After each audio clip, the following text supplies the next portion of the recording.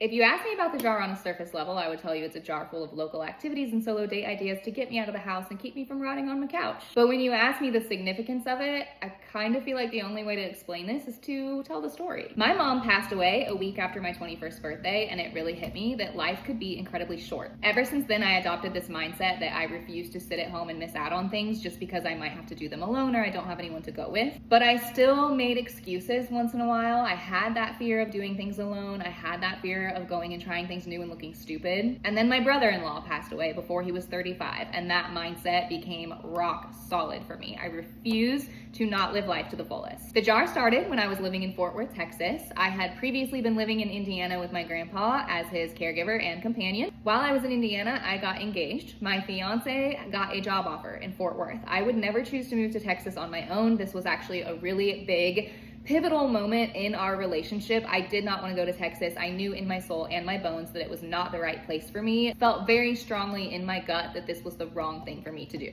But we decided to look at it as an opportunity to focus on our relationship and grow together. So I moved to Texas, where my mental health declined rapidly, which is not something I love to admit, but it did happen. I was really struggling. So I knew I had to find something to do to try to enjoy this area that I was in. While I was at the dentist, I asked the hygienist for some recommendations on things to go do and see, and she gave me a list. It was like 5 or 6 things. I knew if I took that list home and didn't do anything with it, I would just put it in a drawer and forget about it. So I challenged myself to put each item from the list on a note card, stick it in a jar, and if I drew it out of the jar, I had to go do it. I don't really know exactly why I decided to vlog the first one. Part of me just wanted to document the journey. The other part of me was hoping to potentially reach people in a similar situation as me and inspire them to get out and do things and try to love the area they were in. But it kind of snowballed. And not only was I getting recommendations in my comment section on things to go do and try that I would then add to the jar, I started asking my Ubers about places to eat, things to do. And every single person who gave me a recommendation, I took that recommendation and I put it in the jar. Unfortunately, my ex-fiance and I reached a point where we could not work our differences out. Living together really put an emphasis on how incompatible we were. So we called off our engagement, we called off our entire relationship, which was really hard. It is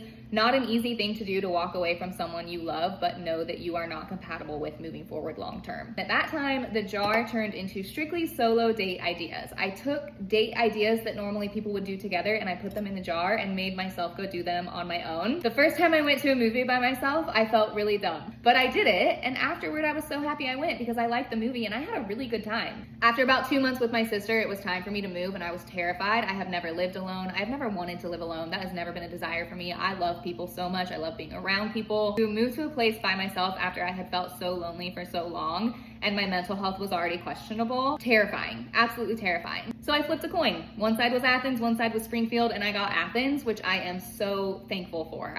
That was definitely a blessing. I was nervous about moving back because I remember when I moved away, I was like, ooh, that's really a college town, you know? I wasn't sure about coming back here as an adult. So the jar continued, and that's where we are present day. The jar is now a mix of local Athens things to do, solo date ideas, and tasks that I was either too afraid to do before or I wouldn't do because I was afraid of what someone else might think of it, like my most recent tattoo, for example. And as I get recommendations, I put them in the jar. So yeah, it's definitely a way to get me out of the house and keep me from rotting on the couch, but honestly, it really is more than that, and I can't put it down into just one sentence. I want to live life to the fullest. I want to love the area I'm living in, and I really want to inspire others to do that too. I've never wanted to be an influencer, but if I can help even one person enjoy their life a little more just by appreciating the little things that their city or area has to offer, that means a lot to me. That is a mama I made it moment for sure.